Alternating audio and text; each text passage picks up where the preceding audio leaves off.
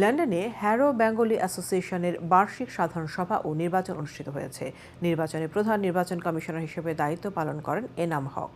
নির্বাচনের মাধ্যমে নতুন কার্যনির্বাহী কমিটি গঠন করা হয়। এদের সভাপতি নির্বাচিত হন খুররাম মতিন। সাধারণ সম্পাদক পদে নির্বাচিত হয়েছেন মিসেস খোদেজা বিল্লা মোহনা এবং সহ সাধারণ সম্পাদক পদে তাহিরা চৌধুরী। ট্রেজারার হয়েছেন মিসেস দিলরোবা বিলকিস। সাংস্কৃতিক সম্পাদক পদে নির্বাচিত হয়েছেন মিসেস ইফাতারা খানম।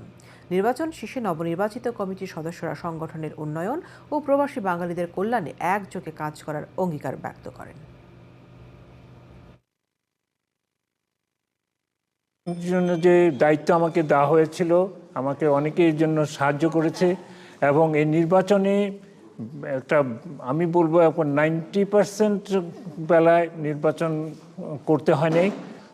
এক্সিকিউটিভ কমিটির যে 7 জন ছিল ক্যান্ডিডেট, তার মধ্যে 5 জন নির্বাচিত হয়েছে এবং এখানে কোনো কাদা ছড়াছড়ি হয় নাই। সকলের হাসি মুখে তাদের ভোট দিতে পেরেছে। আমরা যারা নতুন কমিটিতে আসছি তাদের নিশ্চয়ই তারা তাদের যে আগের কমিটি যেভাবে করে গেছে সেটা বজায় রাখবে এবং যারা চলে যাচ্ছেন তাদের জন্য আমার বিশেষ সমবেদনা রইল, কিন্তু আমরা আশা করি যে তারা সবসময় আমাদের সাথে থাকবেন।